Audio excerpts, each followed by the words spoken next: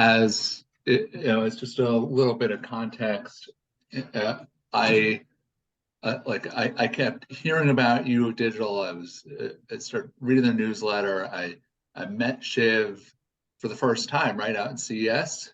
Yeah. And like Shiv just seems like one of those people who I've been following on Twitter for long enough that I'm like how have I not sat down face to face with him?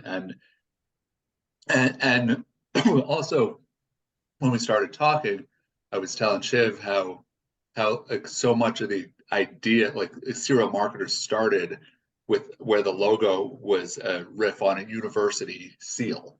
And so there was always this academic nature, and so that's why I'm especially appreciative of what Shiv and his team have done so well with U of Digital. Also in that camp of models that I'm pretty jealous to see like someone execute that well.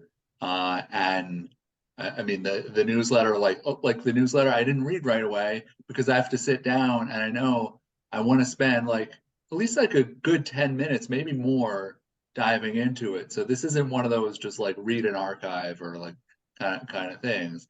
And you guys go so deep on so many issues. So I'm gonna I'll stop talking so I give you time to actually help us learn a thing or two today. But it's just one of those models that I love, and you guys do so well there. And so any way that the serial marketers community can better learn from what you're doing, it's just like a huge win for us. So thanks for taking some time to join us today. Yeah, absolutely. Thanks, David. Yeah, I was thrilled to meet you too. Been a big fan. Kind of looked at serial marketers from afar, and like now we have a chance to do something here together. So this is our first kind of go at it. I think we can do a lot more. I'm excited to talk to you all that are on this call. David, I really appreciate the opportunity. Let's get into it if that works for everybody. Okay, so I'll do a quick intro. We'll kind of do some quick setup, and then we'll get into content. A little bit about me, a little background. So this is my favorite picture of me. The photographer got me like on the dance floor, right in the right moment, busting a move. And so I like to put this up at the beginning of presentations, show you guys I can be a fun guy. But anyways, a little background on me. Been in ad tech my whole career. I was at AOL for about 10 years, through a ton of iterations of that company and that business. Saw a lot of different, people come and go. Fantastic experience overall. And I learned a ton there. Obviously, I was at Criteo for a couple of years running sales for the US. And then I started U of Digital 5 years ago, probably with the same kind of mindset that David had with serial marketers, right? Of just like, we want people to learn. We want people to understand things better. This space feels super complicated all the time. And it's definitely like there's so much disparate knowledge depending on where you sit, right? If you're an agency person, you know a certain level of information because that's your day-to-day, but maybe you don't know, the depth that you need on certain areas, right? Or if you're on the vendor side or the sales side, maybe you know some certain tools in your competitive set really well, but you don't have breadth in other areas, right? And so our goal, our vision for the industry is, how can we get everybody on the same level or a similar level, right? So we can kind of grease the wheels of the industry a little bit more. We can get people talking in the same language. We can kind of help the pace of the industry in a positive way, like move quicker, get deals done quicker, and really like help people's careers ultimately, right? If people are more knowledgeable about these different technologies, about the jargon, everything that's changing all the time, people can actually do better, right, for themselves, for their teams, for their companies. So that's who we are. Our motto is, we make teams smarter, the smartest teams win. These are some of our customers, that we've been working with for a long time. We also work with Amazon. We work with Yahoo. Those are newer customers for us. That's why they didn't make it onto this slide. But, we work with tons of great partners in the space, including the IAB. And I know Mark's on. And so we love working with the IAB and partnering with them and helping kind of push forward their education into the ecosystem as well, right? Our only goal and mission is to help educate people so people can, again, drive better outcomes. So that's a little bit about me. That's a little bit about U of Digital. Let's get into what we're talking about today. So we're going to be talking about data privacy and identity. Obviously, super complex topic. You could talk about it for hours. We're going to try to condense it into 50 minutes and try to give you kind of like what you need to know at a high level so that you can be dangerous out there, right? That's the goal of this session. So just to articulate that a little bit better, today's objective, by the end of today's workshop, we want you to be able to explain how identity solutions work today, discuss what's changing in the ecosystem, obviously regulation, platform changes, etc., and then be able to kind of think about all of the new future-proof solutions that are being peddled out there, that are being talked about constantly at conferences and in the press, etc., right? We want you to understand kind of where those solutions sit, how they work at a high level, and then kind of think about how you can position yourself to be successful pertaining to this topic, right? Pertaining to data privacy and identity. So those are our goals for the session today. I have a few ground rules. We always like to establish some ground rules for our workshop. So number one, be present. Try to put aside distractions if you can. Number two, be an active listener, but more importantly, be an active participant, right? I love that we have a small group here. It's only 11, 12, maybe we'll get to 15 people, 20 people. That's a small enough group for us to have constant discussion, right? So come off mute, interrupt me at any point. If I say a word that's like flying over your head, somebody else, it's probably flying over somebody else's head too. So stop me. Let's have a conversation about it. Let's make sure we establish the terminology and we all are kind of talking the same language. So the interactivity is going to matter a lot. I'm going to also prompt you with questions and discussion and things like that. So be ready to engage. And then last but not least, let's try to have fun. It's Thursday. It's sunny. It's almost the weekend. Identity doesn't have to be as boring as maybe it seems. So let's just try to keep it light. Let's try to have fun. I'll probably tell bad dad jokes throughout. If you don't mind, I'm a dad. So like that's what happens. Also, I will say, would love to see some more faces on camera. If you're willing to share, that's always nice. It's nice to talk to somebody and not a black box. And that's the setup. Does that sound good to everybody? Yes. Can I get some enthusiasm? Some Love emoji? it. Yes. Okay. Woohoo. Let's go. Love it. Okay. So quick agenda. We're going to start with what are identity graphs? How do they work today? What's changing in the landscape? How is the market responding? And thinking about the big picture, where all of this is headed, how you can position to be successful. So let's start with this picture. I'm going to start with this picture. I want you to look at this picture. Can somebody tell me what's happening here? What's happening? Steve Jobs introducing the first ever iPhone. That's right. Can you tell me what year this happened? Little trivia. 07?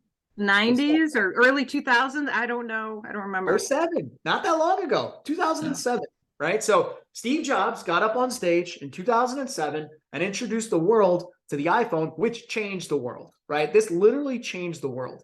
And if we think about it in our little universe of marketing and advertising, one of the ways in which it changed our world is before the iPhone was introduced, right? From a marketer's perspective, we used to kind of engage with folks in digital environments in a very one-dimensional way, right? Because if you think about it, before 2007, a consumer's time spent on the internet was typically happening on a single device, right? Most people were spending 100% of their digital time online on a laptop, right? Or on a desktop computer.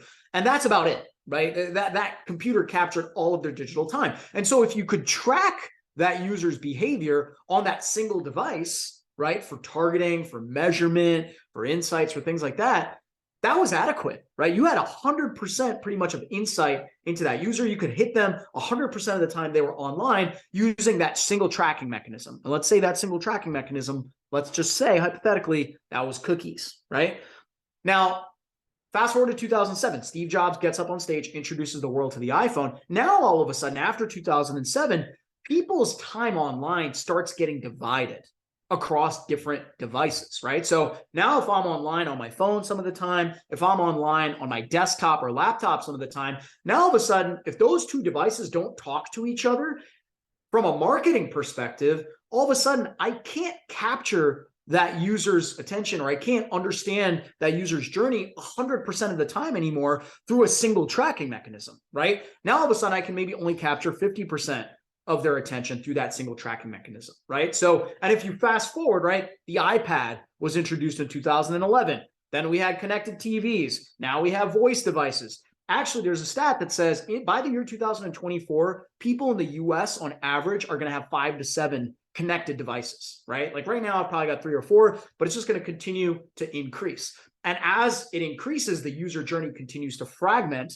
And as that fragmentation happens, it gets harder and harder and harder for a marketer to be able to market to a user online, right? And so that is the complex kind of identity problem that we've always been trying to solve since the year 2007, right? So today, I kind of pose to you the kind of core of the identity problem, which is identifying users across devices. But identity actually means more than that, right? So identity can also mean identifying users in different digital environments. So for example, when I'm on my phone, I can go into an app or I can go into a browser. Those are different digital environments or pieces of software that don't necessarily talk to each other seamlessly, right? So that is also part of the identity problem. Number 3, identifying users online and offline, right? So if you're a brick and mortar advertiser, you're Taco Bell or Walmart or whoever, right? Like you want to be able to connect online and offline. That's part of the identity problem as well. And then identifying people in ID-less environments, right? So nowadays, people are in Google incognito mode, right? Or people are using Safari and Firefox where there is no tracking. So all of these different kind of vectors or challenges are wrapped up into this. How do we identify users so we can seamlessly market to them, coherently market to them 100% of their time in digital environments, right? So this is the identity problem today.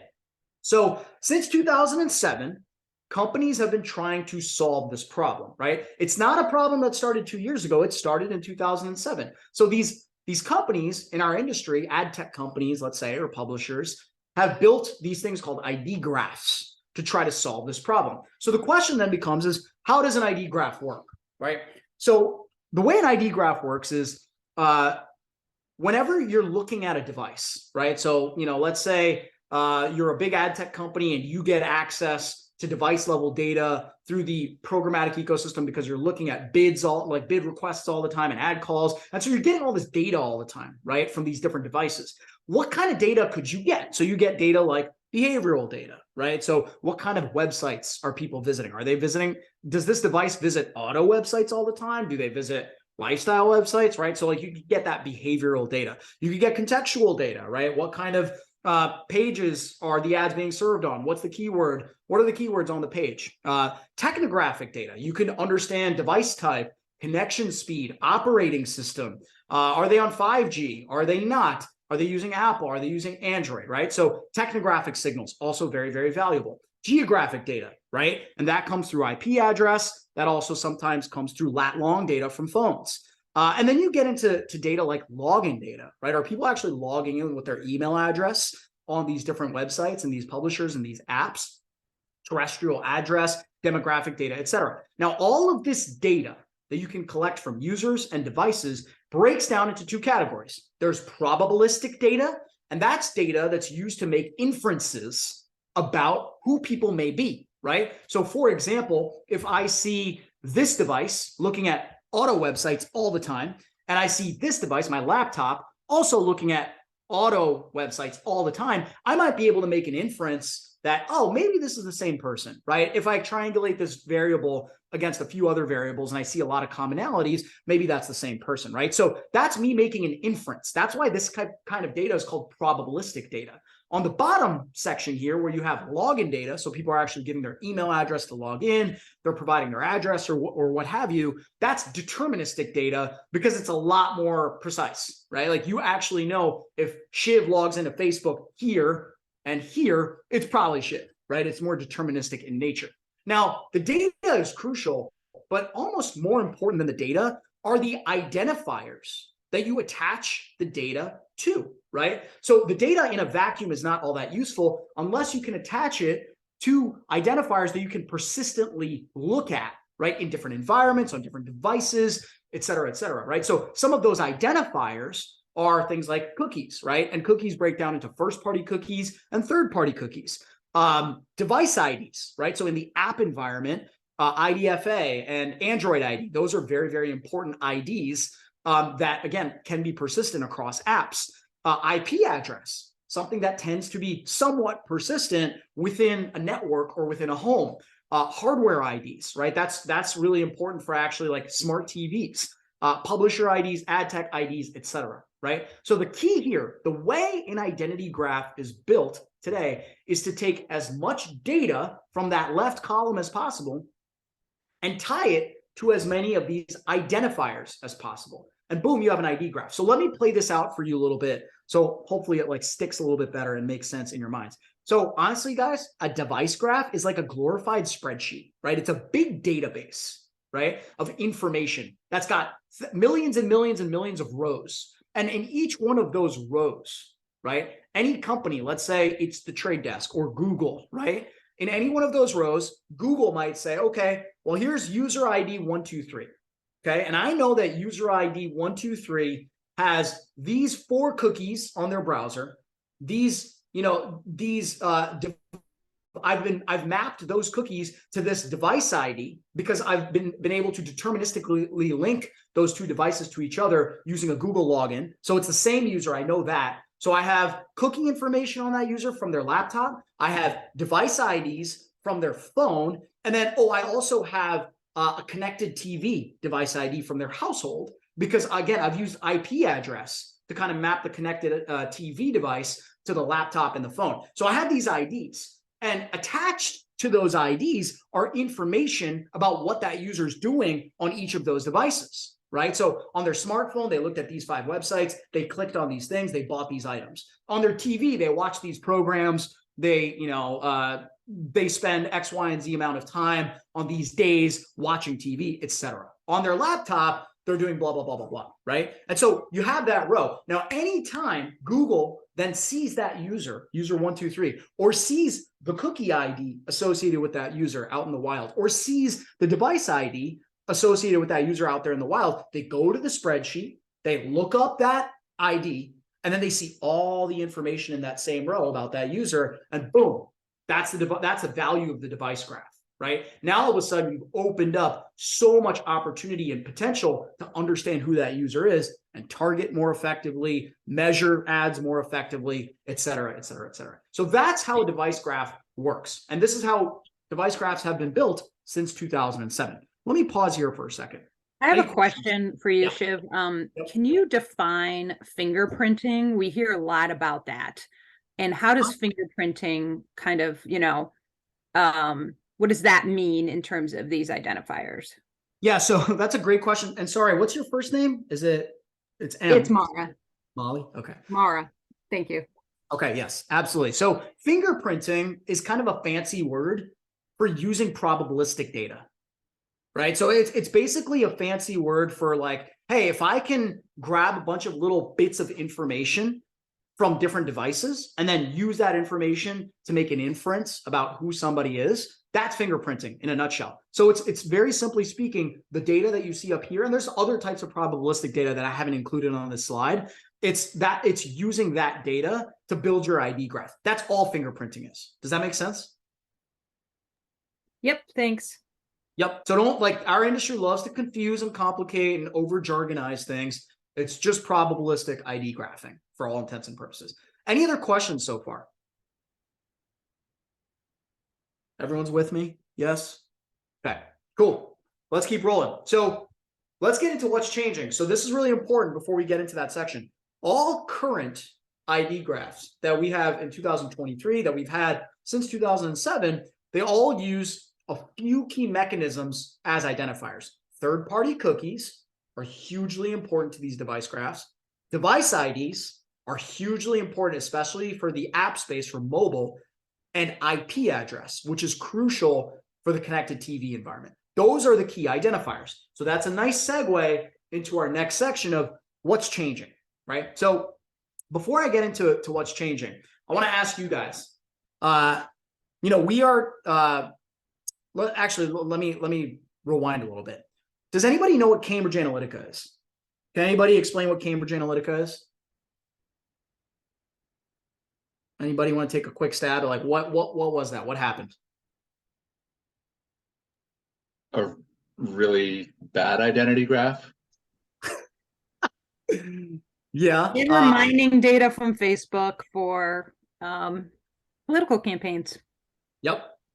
That's right. So they were mining data from Facebook, and the way they did it was pretty sneaky, right? Because they basically API'd into Facebook. They had some people kind of opt in to a panel for like some reward or something. But then they not only used those people's data, they used their friends' data, and they used those people's friends' data and their friends' data, and just kind of like basically created an entire like a crawler in a way of all of Facebook to be able to then run political ads, right? And what's interesting to me about the whole scandal, the Cambridge Analytica scandal, because there was a huge fallout, there was a lawsuit, Cambridge Analytica went under, and it became this kind of like burning public issue, right? Back in 2016, 2017. And I think back to like, why are we in this moment today where data privacy matters so much, right? And I trace it back to Cambridge Analytica because we had controversial election with a controversial president, and people kind of like wanted to point to something, I think, to be able to say, well, this is why, right? Like we ended up in this situation because of this. And people, with Cambridge Analytica, it kind of came to light that like, hey, these companies can use data without consent and kind of advertise. Now, like we don't have to go down to a rabbit hole whether like what Cambridge Analytica was doing was actually swayed the election or not, or was unfair or wasn't, or whatever, right? The bottom line is, I think it was the impetus for the whole data privacy movement. And after that, you had a bunch of other things happen. You had scandals from like Verizon, and you had the Equifax data breach, and there was tons and tons of other things that kind of pushed data privacy more and more and more into the public discourse and into the limelight. And what that led to was two key things. Number one, governments around the world started realizing like, hey, consumers care about this stuff. It's an issue. We got to address it. And so it all started with Europe, right? Europe introduced the GDPR, the General Data Protection Regulation, to say, hey, we need to be able to get consent from users. Organizations have to get consent from users in order to use their data for marketing purposes, right? Started there. Now it's in the US, obviously in the form of CCPA and tons of other state level legislation. And basically all legislation around data privacy revolves around the idea that users have to know what's happening, right? And users have to be able to either opt out or proactively explicitly opt in, right? And so all regulation kind of sets that bar of like user consent and transparency, right? Now, the fact is most users don't opt out, right? And, the way prompts are structured in Europe, most users actually opt in, right? So like there has been some diminishing value in our ecosystem. We've lost some addressability and some users because of regulation, but not a ton, okay? Now, that takes me to the second thing that's changing, which all started with Apple, right? So Apple, obviously traditionally not an advertising company, and they view their competitors to be Google, Facebook, and then some of the other big walled gardens in the space. All of those companies make money off of ads. So Apple looked at what was happening and said, this is an opportunity for us to be the anti like data and targeting and advertising company. So they started everything from a platform perspective in 2017 and 18 when they introduced something called ITP, or Intelligent Tracking Prevention, which basically disabled cookies in the Safari browser. Then they followed that up with something called ATT, which was introduced 2 years ago, App Tracking Transparency, which now requires app developers to get explicit consent from users if they want to use mobile ad IDs to track users across apps, right? So Apple kind of started the privacy crusade. And, a few years later, Google started realizing like, we can't be on the other side of this argument. We might be on the wrong side of history if we're on the other side of this argument, right? So we also have to become a more privacy-centric company. So then Google announced 2 years ago that they're going to get rid of cookies, which is not going to happen until 2024 in Chrome, but it's probably going to happen. Google also announced they're going to get rid of the Android ID, which is their version of a device ID. And then there's other things that continue to happen from the platforms, right? So Apple will not stop at just cookies and device IDs. They also last year introduced something called Hide My Email, right? So basically creating email aliases for people when they log in, so that can't be used for tracking purposes. They introduced something called Private Relay, which scrambles IP address, right? We just talked about how important IP address is.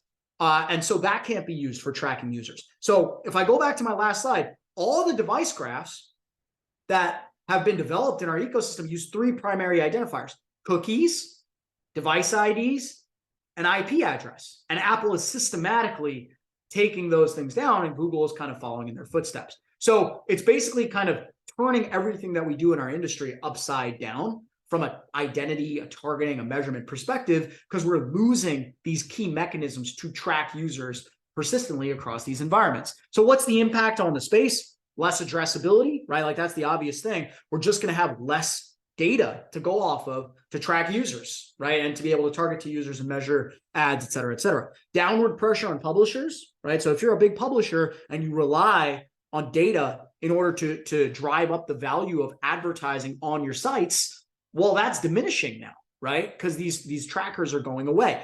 Less value for advertisers, which a lot of you folks are advertisers. This is a real problem that exists today. If you look at your reports from 5 years ago versus your reports from today, you probably are, dealing with less scale or more kind of like holes in your reporting, more extrapolation, et cetera. We'll talk more about that in a bit. And then just an explosion in the industry of new, quote unquote, the quotes are really important, of new solutions to solve all of these problems, right? And that's what we're going to talk about next. Before we do that, I want to pause. I want to, first of all, if there's any questions, please bring them up. Second of all, I would love to hear from you all. Like, are you thinking about these things? How are you preparing? What are your thoughts on this like subject at large from the marketer's perspective? I'll ask a question that might be just more of a tee up for the next section rather than about this one, because it's based on a conversation I've had with some other providers of some of these new kinds of ID graphs and other versions of it. But as I was trying to understand how one of these newer versions worked, I kept looking at this and I'm like, so why is this okay and these other things are not, right? And I was like, the answer I kind of got was, well, it's okay because no one told us it isn't yet. And so we're going to keep doing that. And I'm really curious from your take, having seen all this stuff and looked at it in depth, is especially from the consumer's perspective, are these new approaches better? Yeah. And so I like that instant response. I'm so curious your take on all this.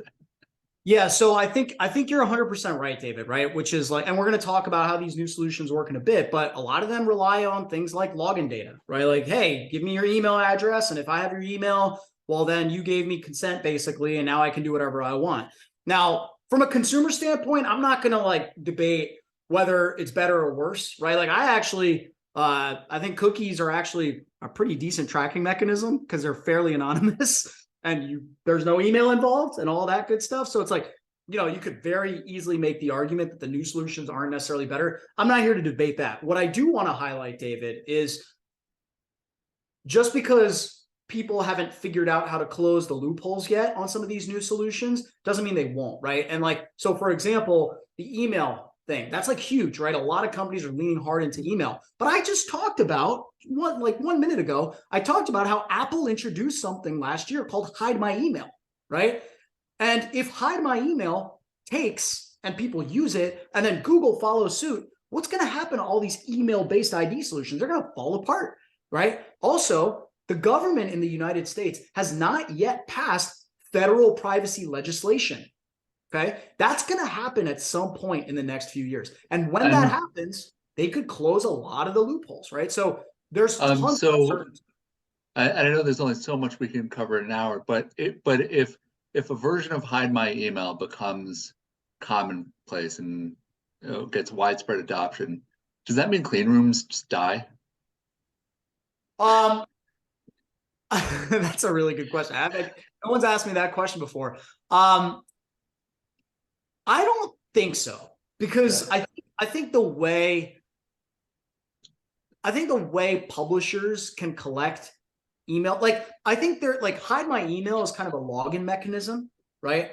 But it's not necessarily I don't know. I don't know the answer. I'm trying to think. Can I jump in for a sec?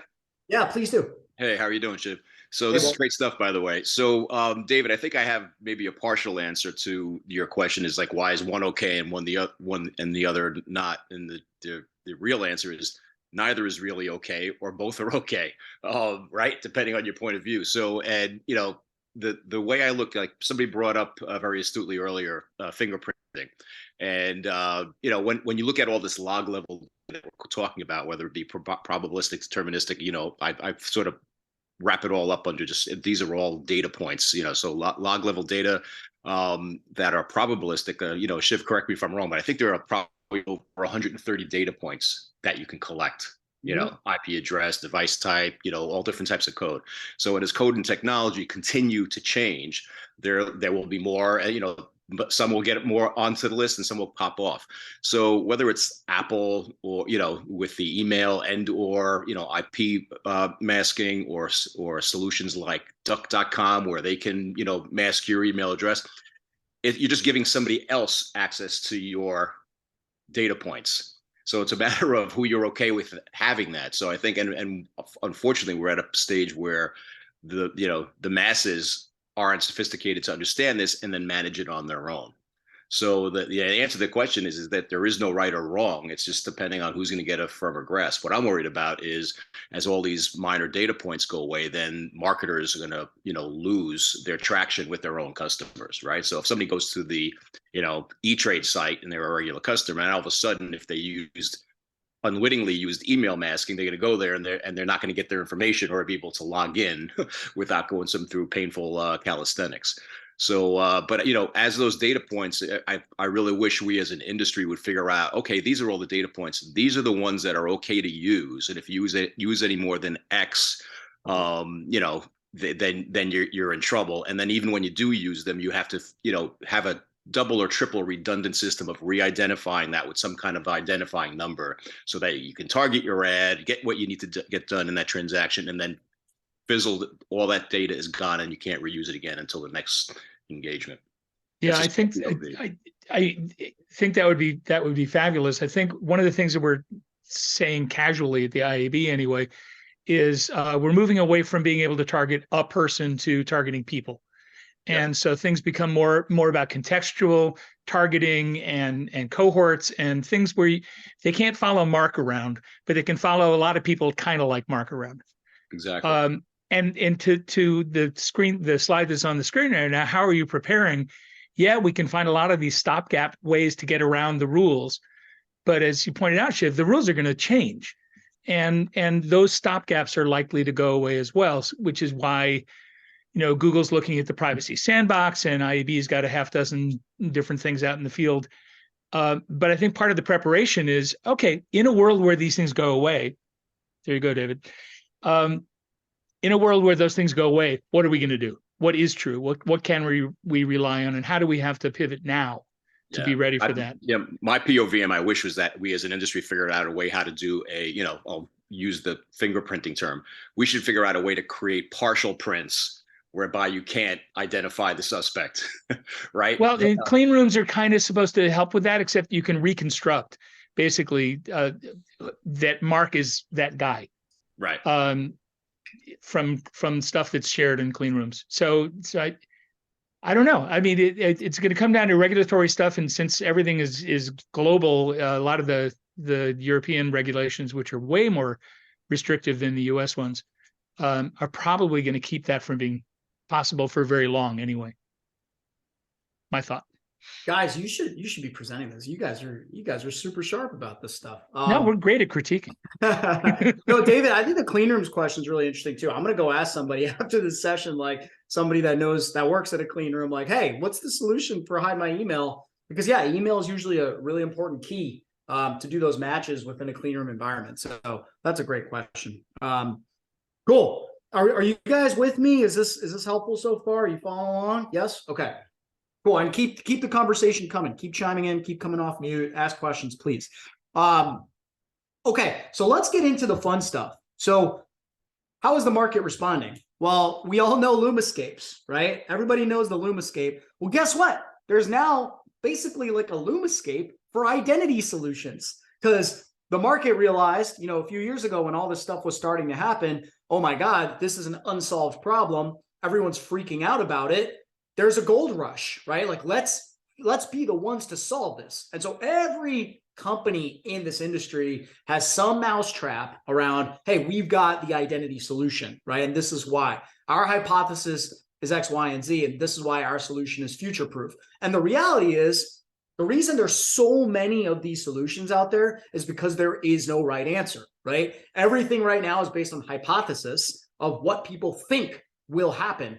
And based on their hypothesis, maybe they've developed a mousetrap or a solution, right? So because there's no one right answer, there's gazillions of answers. And that creates confusion, chaos, complexity. It's overwhelming for marketers like you all to every day be getting pitched by vendors. And it's like, we have the right answer to identity. No, we do. No, we do, right? Everyone's kind of leading with this. And it's crazy. The reality is, some point in the future, when we feel like we're at more of an end state with legislation and maybe with what Apple and Google are going to do. And listen, maybe there is no end state, right? We'll see. But maybe when it feels like there's a little bit more closure there on like where these things are going to end up, maybe we'll see a lot of consolidation, right? Where there aren't a gazillion identity solutions. There's a few, right? Or there's 5 or there's 10. That's natural for any new kind of sector or market when there is more clarity and resolution, right? So what happened here, Shiv, just to give you a little more, shed some light on this situation, is what these companies did is they pivoted. They found an opportunity and they said, oh, look, we already have this data. Let's pivot to identity graph. I just met with Sabio the other day. They were started off as a mobile company, right? Yeah. But they've got all these mobile IDs. So they go, oh, we can just use that data as our identity graph. And now we're going to target not only mobile, but CTV. So that's what's happening here. That's why there's so many companies. It's a great point, Molly. Yeah. 100%. And every one of these companies says like the data that we've collected, to your point, is the right solution to be able to map users across all these different these different devices and online, offline, et cetera. As you can see on this chart, I mean, you can't see it that well, it's small, but like this chart actually does a really nice job of showing, okay, well, here are providers that kind of marry deterministic and probabilistic data. Here are providers that just use contextual data. You know, here are providers that just do deterministic, right? So like that's kind of like a cool cool cut that they show in this visual that helps you a little like understand a little bit better of where like these identity graphs sit. But yes, that's an awesome call out. So let's talk about how to think about these device graphs, right? So again, you may get pitched a gazillion times in a month by all these different providers around their identity solution, and it's kind of hard to make sense of all of them and where they sit. So we've created a little cheat sheet, a little U of Digital cheat sheet on how to poke holes, right? How can you like start kind of poking at these providers and asking them the questions to understand what they're good at and what they're bad at, right? So we've broken down the cheat sheet into 3 sections. Section number 1 is, how does your device graph work, right? And so within that section, there's a few key questions to ask. Probabilistic versus deterministic data, right? And when you understand whether the data is probabilistic data or deterministic data, you understand the trade-off between scale and precision, right? Because probabilistic data is almost infinitely scalable. You can make inferences all day long, but deterministic data is very precise, right? So understanding that balance and whether they have both or just one is really, really important, right? And you could also even make the argument that in the future, maybe probabilistic data, again, this comes down to hypothesis, right? So some vendor may tell you, hey, we believe that in the future, deterministic data will not work because of hide my email, because of legislation. And we're only going to have access to probabilistic data. Another company might come in and tell you, we don't think in the future there's going to be any probabilistic data because all the little signals that you pull off of devices, they're going to be obfuscated, right? And so this comes down to a hypothesis thing, and that's why there's no right answer. But this is an important thing to understand, right? Is probabilistic versus deterministic. So where's that data coming from within this category? Where's the data coming from? Where are you sourcing the probabilistic or deterministic data? Is that data commoditized, right? So there's a lot of probabilistic data that's available to everybody, right? And so maybe some company comes to you and tells you, we believe probabilistic is the way of the future. We have all this probabilistic data. The question that you should ask is, where is that data coming from? Is it coming from the bid stream? If it's coming from the bid stream and just programmatic, and programmatic exchanges, everyone has access to it. So why is your probabilistic data device graph any any different than anybody else's or unique or special, right? And then is it future proof, right? And again, that comes down to a hypothesis thing. So they'll probably have a talk track there, but it's important to ask that question. Like, okay, you're using this probabilistic data, this deterministic data. Will that data go away in the future? Yes or no, and why and why not, right? Number 2 question, which IDs are you using to anchor the data to? So a lot of companies will get stuck on this question because they're still using cookies, right? They're still using cookies. And if cookies are going away, what are you going to do then? What's your solution for that, right? So understanding which IDs they're anchoring the data to is also critical. Some companies will say, well, we have a first-party cookie mechanism, right? And that sounds really interesting and compelling. The question is, will that loophole be closed, right? So just understanding which IDs they're using to anchor the data to is critical. Number 3, to Mark's point, is the data user level or is it cohort level? And there's a trade-off there as well. The trade-off is if you got user level data, that's awesome for marketing purposes, right? You can follow a specific user's journey. You can do multi-touch attribution. You can target very, very specifically. But the trade-off is maybe the government at some point is going to say that's not privacy compliant, right? And we need to be looking at audiences at a cohort level, right? So there's trade-offs there to think about. Again, all these things come down to hypotheses, but it's important to ask these questions. So that's kind of how you unpack the methodology. Then you get into application, right? So how can your device graph be used today? So first question, is it usable everywhere? Is it usable in CTV and streaming audio and display and native and online and offline? Or is it one-dimensional? Is it only a CTV graph? Is it only a mobile graph, right? So is it omni-channel or is it only available in specific channels?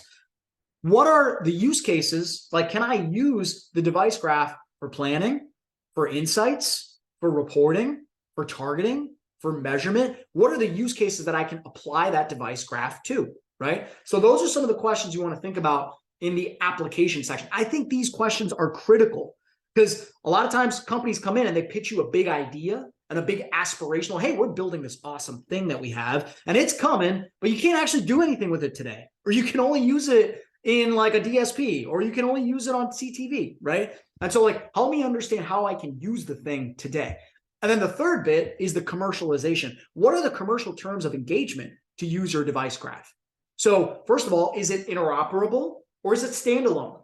Interoperability is really important in today's day and age because there's so many of these device graphs, right? And you need to use probably multiple solutions across multiple partners because they don't all play nice with each other. So if you're a marketer and you're looking at your campaigns across Facebook and Google and Snapchat and Trade Desk and all these different partners that you have, can you unify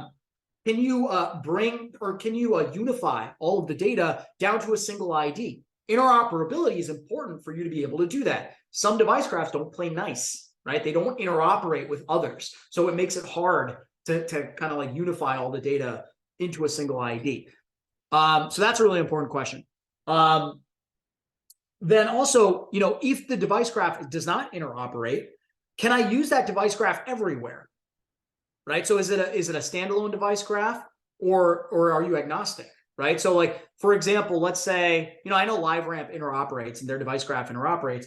Let's say it didn't. Right? But the good news is LiveRamp, you can use that across many, many, many different partners. So maybe it doesn't matter. Maybe that's the ID that you want to unify everything to, right? So that's an important thing to think about, interoperability versus standalone.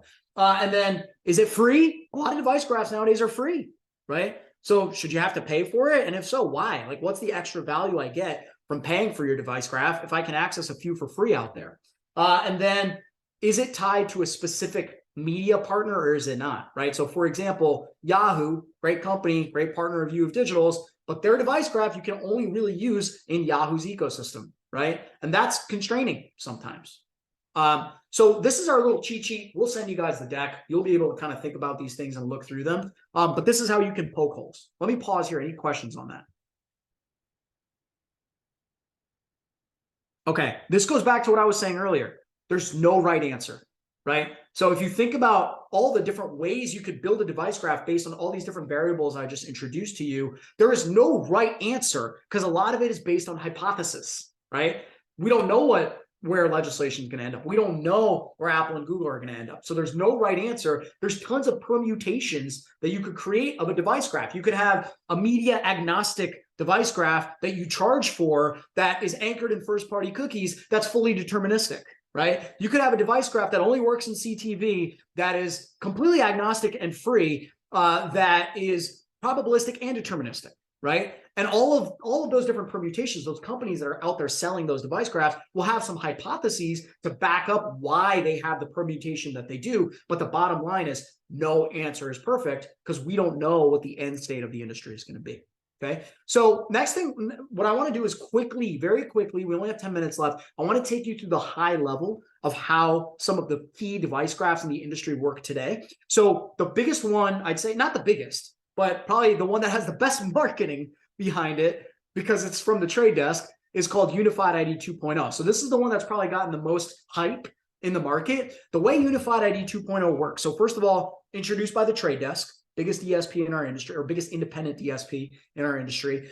They introduced this as kind of an open source, free solution for everybody and anybody to use. And the way it works is it relies on publishers sharing login data into their API, right? So the idea is if they can get all the publishers in the world to require people to log in when they read their content. So if I'm on CNN, I have to log in to read content. If I'm on Forbes, I have to maybe log in to read content. If they can get all of those publishers to get the login data in the form of an email address and then pass that email address into their API, well, then they can start giving advertisers an idea when the users are on those specific sites and logged in, they can start telling the advertiser, well, I saw the same email address 10 different times over the last month. I saw the same person on Forbes. I saw them on CNN. I saw them on Vox, et cetera, et cetera. And so now you have a little bit of an idea of who the person is, and you can get that targetability and measurability at the user level, not the cohort level, at the user level, right? So the idea is they want to replace third-party cookies with this notion of like, get people to log in everywhere.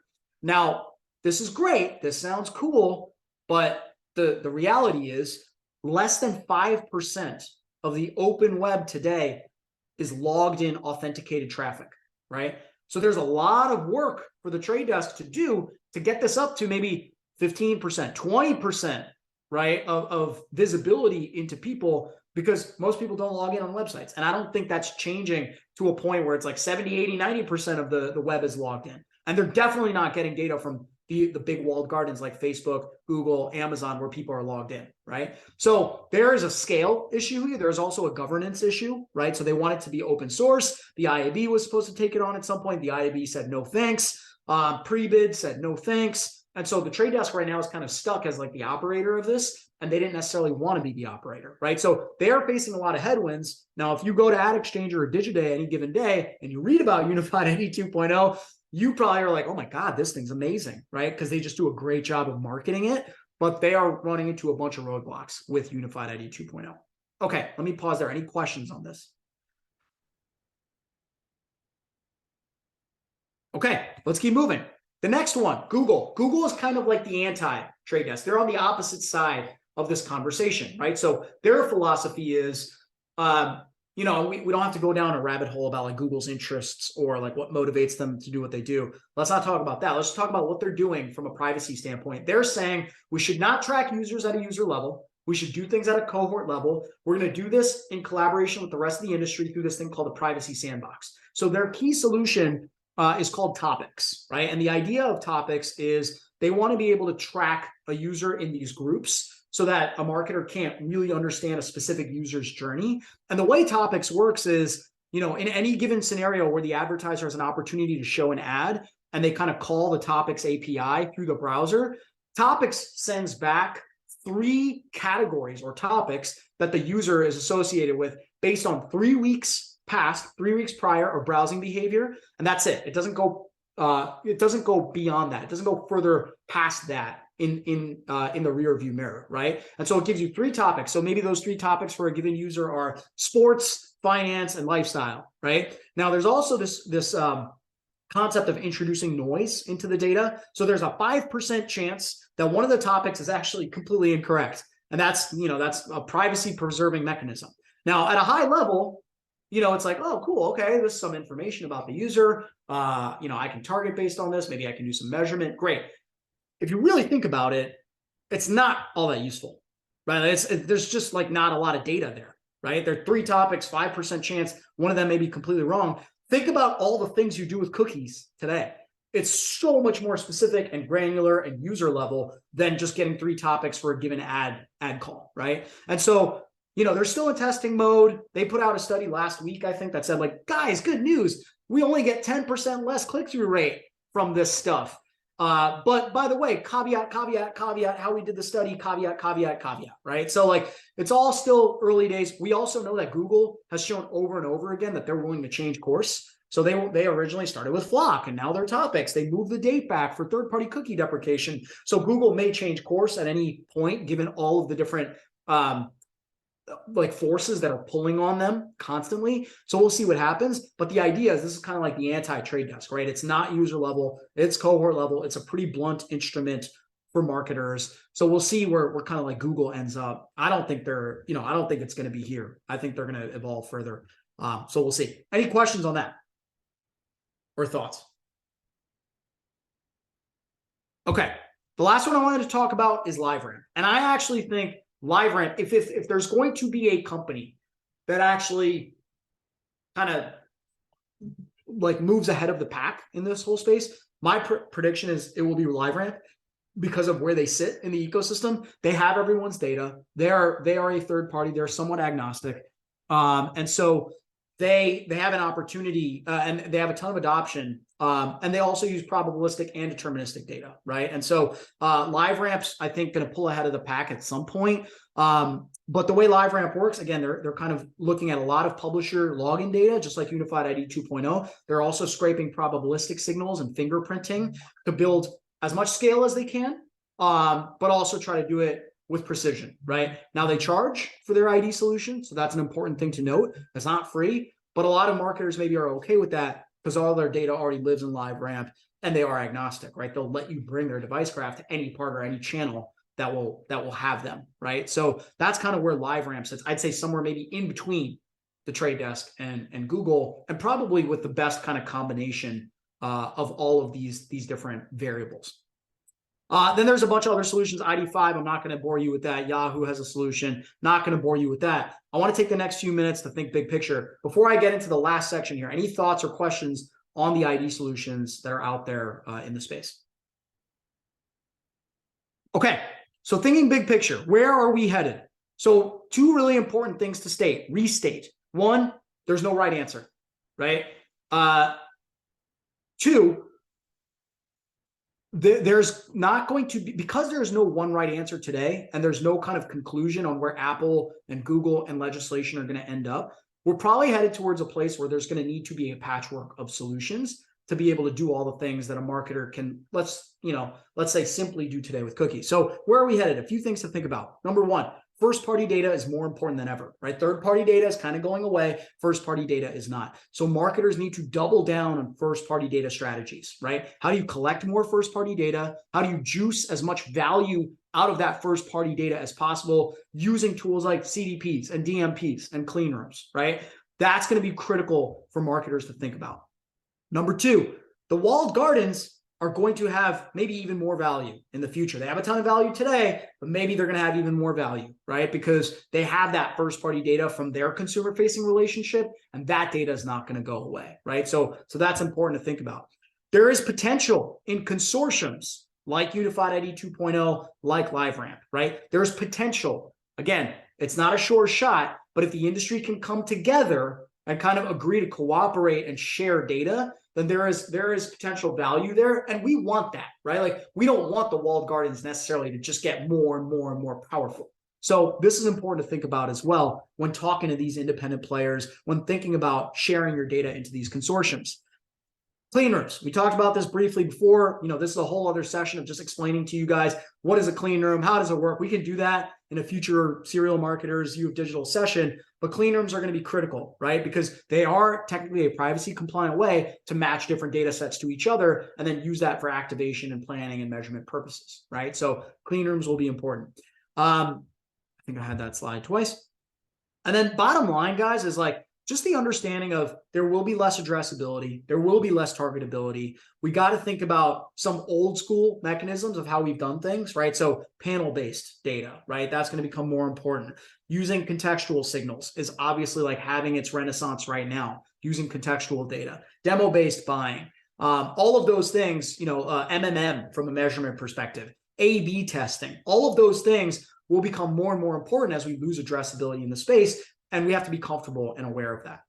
Last thing, I'll reiterate it. I said at the beginning of this section, there's not going to be one winner. There's not going to be one answer to this. Hey, cookies are going away. What do we do about identity? It's going to be hard in the future, even when we have more conclusion on regulation and Apple and Google. And you'll probably need a patchwork of solutions to be able to solve these problems. So we are at time. I don't want to go overkill here. I do want to give you final takeaways, and then we can have brief discussion if it's helpful. Final takeaways for you all from this session: addressability is not a today problem, or addressability is not a tomorrow problem. It's a today problem. Think about how you start solving it today.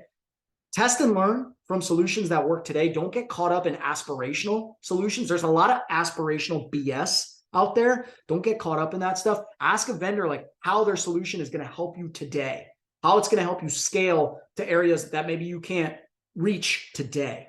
And then the last thing I'll say is, again, there's not going to be one right answer. So diversification is going to be really important, and interoperability, I think, will be really, really important as you think about solving this problem for whatever you are doing. So that is the conclusion. I want to open it up. Any thoughts, any questions on this content, anything that we can follow up on for you all? This is amazing. This is by far the best dive I've gotten into this whole field. Music to my ears. I love it. Any thoughts or questions, team? Okay, I want to give a quick plug before we hang up. I know we're losing some people. If this was valuable to you, obviously we're going to try to collaborate more with you all at Serial Marketers, so hopefully more to come. We also put out a newsletter every week on the industry. As David mentioned. Yeah, and so please feel free to sign up. You can go to our website, uof.digital, sign up there. There's a free version, there's a premium version. We can also set up a subscription for organizations. So please check that out. And then again, like our job, U of Digital exists to educate teams in the space. So if you feel like you have a need for your team, even if it's small, like give us a shout. We can figure out how to organize around that. We do a lot of live training. We have an e-learning platform, et cetera, et cetera. So let's engage, in a way that's helpful to you all. And that's a wrap. Here's my contact information. Hit me up on LinkedIn, on social media, send us an email. We'd love to be able to help you all in any way we can. Thank you, David. Thank you, everybody. I'll pass it back to you. Yeah, thanks so much, Shiv. This is great.